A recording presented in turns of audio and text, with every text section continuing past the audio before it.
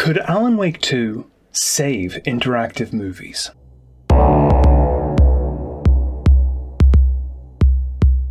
Alan Wake 2 is a video game created by the Finnish game studio Remedy Entertainment in 2023. It tells the story of the fictional pop horror writer Alan Wake, who finds himself trapped in a world of his own creation. To escape an endless cycle of horror and violence, Alan attempts to write a new reality into existence. Alan Wake 2 was undeniably critically successful, securing several esteemed game awards in 2024, and it appears to have been financially successful enough so far that Remedy Entertainment have kept the lights on and are continuing to develop new games. So while I don't think it's a stretch to call Alan Wake 2 a good video game, it also came out at a really competitive time in gaming. Several other big titles like Zelda Tears of the Kingdom, Baldur's Gate 3 and Hi-Fi Rush all came out that same year. However, if we choose, just for the sake of science, to look at Alan Wake 2 not as a video game, but instead as an interactive film, it suddenly takes on a lot more significance. Now, okay, at first glance, Alan Wake 2 might not seem like an interactive film. Not in the traditional sense anyway, it's definitely very different from Black Mirror Bandersnatch. That said, as I discussed in a previous video, interactive films are actually incredibly hard to define. If we look at just one broad definition of interactive film, such as that suggested by the preeminent theorist of cinema and video games Bernard Perron, something can be said to be an interactive film or interactive movie just by making abundant use of full motion video. Alan Wake 2 certainly has that,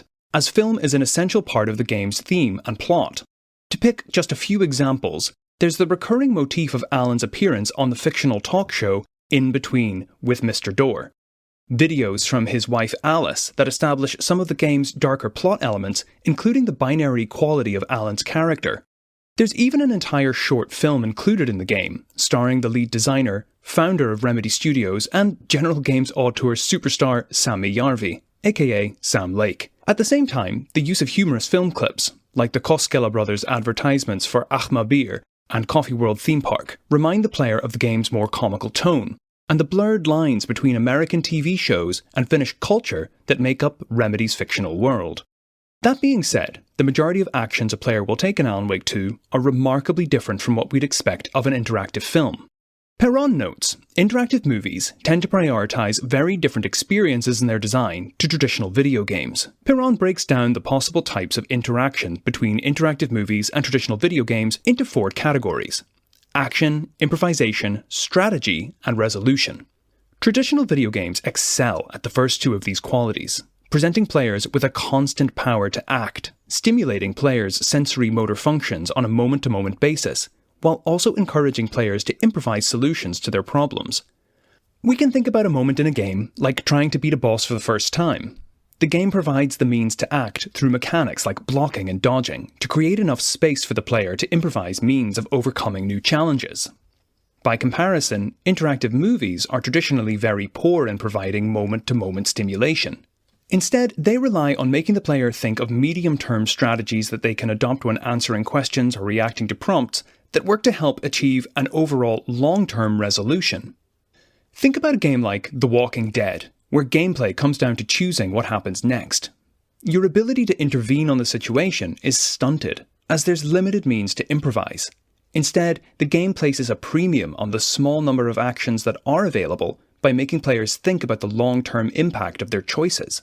Perron uses the example of the X-Files game, amongst others, to establish exactly what's typical of the genre in his mind. In the X-Files game, like many other FMV games of the time, players can choose from various on-screen options that either show new locations, or, on occasion, developments in the plot in the form of film clips. For Perron, the lack of moment-to-moment feedback in interactive movies is an inherent flaw, as it means that they miss the ability of standard video games to produce satisfying feelings of reward. While beating a difficult boss in a video game can feel all the more satisfying for the effort you invest in play, by comparison, something like the X-Files game can really only reward a player for clicking with more film clips. Compounding this problem, Perron notes, interactive movies might actually prevent players from becoming invested in the narratives of the full-motion video clips they're shown, as the prompts to take action constantly interrupt the player, prohibiting a sense of immersion. Ultimately, for Perron, the whole medium of interactive movies ends up being kind of a tough sell, as the limited scope for action on a moment-to-moment basis stops them from being as engaging as a video game, while the occasional gameplay obligations keep interrupting the story that might just be more satisfying if it was told as a linear film. It's perhaps no wonder then that several critics in the early 2000s asserted that interactive film as a medium was almost completely abandoned. Now, of course, it's worth saying that since Perron published his work on interactive films, things like Her Story in 2016, Sam Barlow's other games, and many of the new FMV games coming out of China, such as the beautifully filmed Underdog Detective, there's definitely been a renewed interest in interactive movies compared to the early 90s. Still, I think the point remains valid that there are comparatively few hit FMV games. Looking back at Alan Wake 2 then, it's possible to see it as challenging earlier definitions of interactive movies through the unconventional way it blurs the line between film clips and gameplay.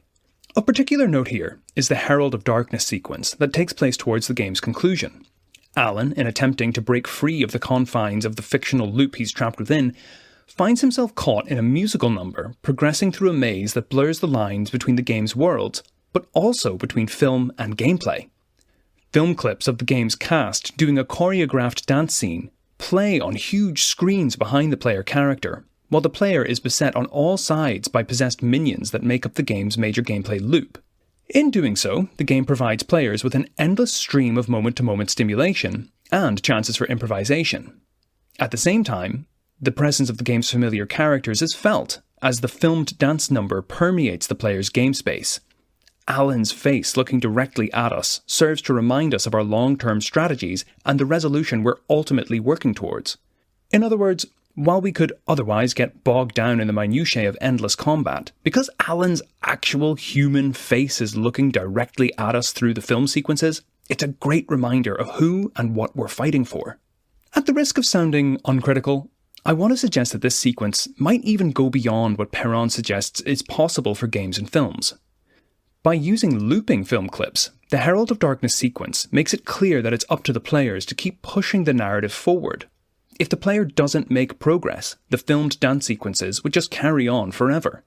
In a way, we can see the game here using play as a metaphor, or maybe just a literalization of the effort that goes into playing games, watching films, or engaging with stories more generally. Without the efforts of players and viewers, stories can't really be told, because no one's paying attention. To be clear, I don't think Alan Wake 2 is perfect, but Remedy has created something almost unique through their own peculiar blending of cinema and games. In doing so, they've demonstrated that there are ways to overcome the inherent challenges of interactive film's lack of moment-to-moment engagement, while using its own strong focus on narrative resolution to its advantage. Thanks so much for watching. If you did watch it, there's so much to say. I barely touched the surface of all the things that the game is about and all the themes that are in the game. I know, and people in the comments are having no problem telling me how wrong I am, so keep doing that. I'm trying my best, but I got a lot of angry comments on my video about Endling Extinction is Forever. That's fine, that's cool.